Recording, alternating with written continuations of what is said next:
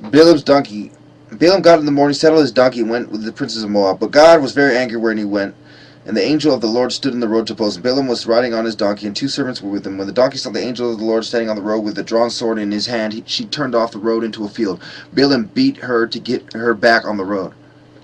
So notice the angel had a sword drawn.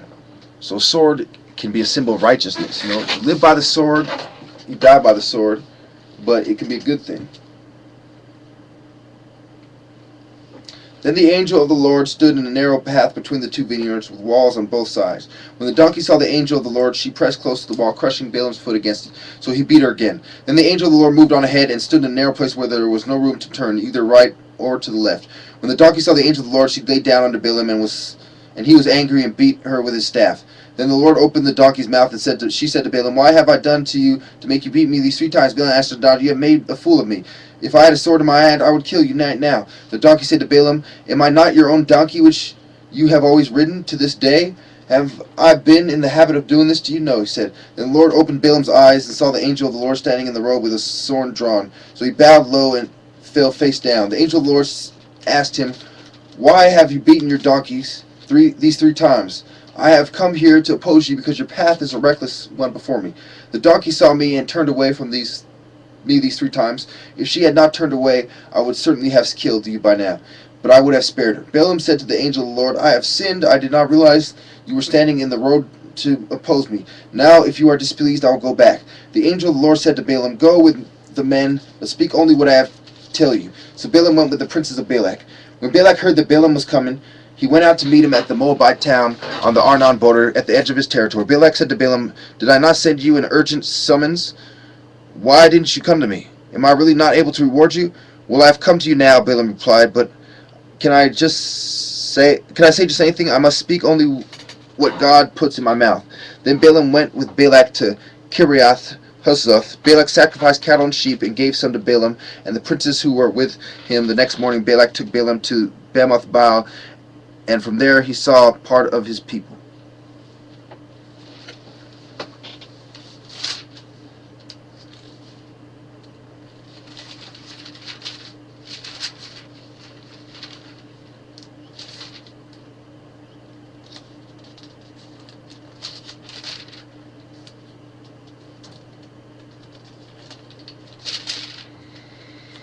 Alright, so it goes on to talk about boundaries of Canaan and stuff like that, and it ends with the inheritance of Zelophehad's daughters.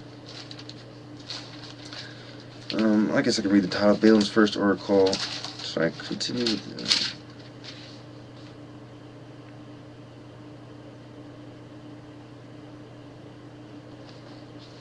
Alright, I'm going to read Balaam's first oracle. Why not? Balaam said, "Build me 7 altars here, and prepare 7 bulls and 7 rams for me." Balak did as Balaam said, and 2 of them offered a bull and a ram on each altar. Then Balak said to Balak, "Stay here beside your offering while I go inside. Perhaps the Lord will come to meet with me. Whatever he reveals to me, I will tell you." Then he ran off to a barren height. God met with him, and Balaam said, "I have prepared 7 altars, and on each altar I have offered a bull and a ram." The Lord put a message in Balaam's mouth and said, "Go back to Balak and give him this message." So he went back to him and found him standing beside his offering, with all the princes of Moab. Then Balaam uttered his oracle.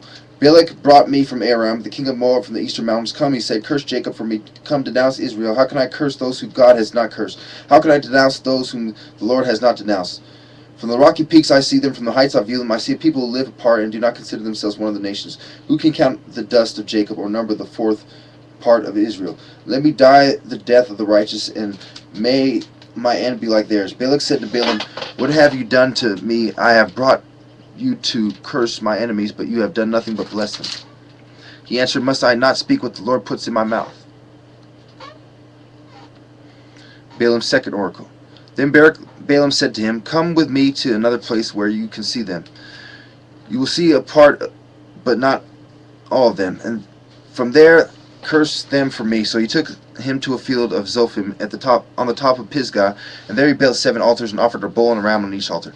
Balaam said to Balak, "Stay here beside your offering where I meet with him over there." The Lord met with Balaam and put a message in his mouth and said, "Go back to Balak and give him this message." So he went to him and found himself beside his offering with the princes of Moab. Balak asked him, "What did the Lord say?" Then he uttered his oracle. "Arise, Balak, and listen. Hear me, son of Zippor. God is not a man that he should lie, nor a son of man that he should change his mind?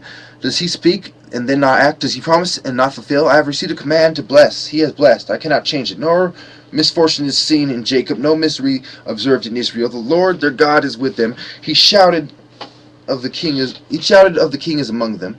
God brought them out of Egypt. They have strength of a wild ox. There is no sorcery against Jacob, no divination against Israel. It will now be said of Jacob and of Israel, see what God has done.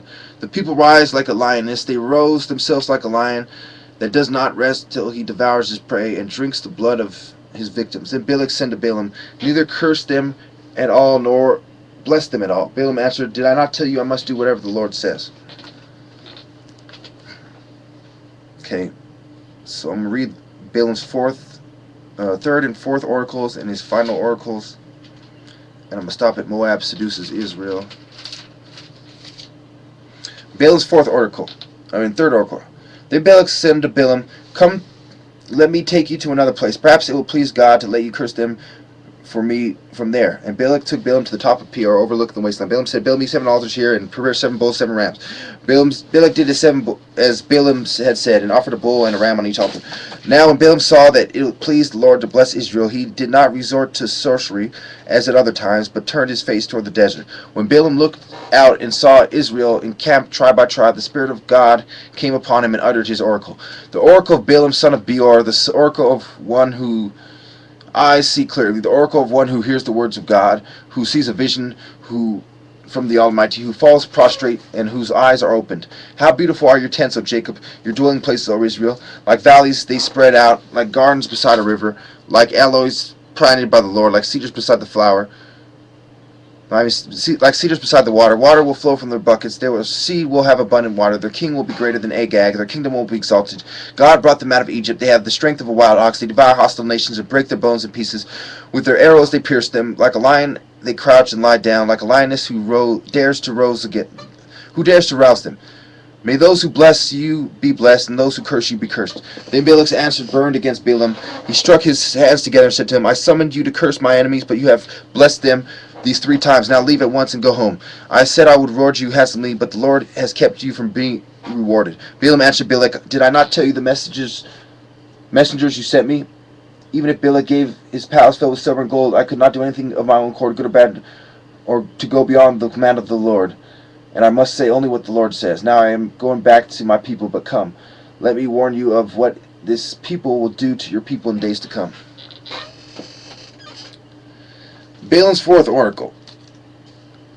Then he uttered his oracle. The oracle of Balaam, son of Beor, the oracle of one whose eyes see clearly, the oracle of one who hears the words of God, who has knowledge from the Most High, who has a vision from the Almighty, who falls prostrate, and whose eyes are opened.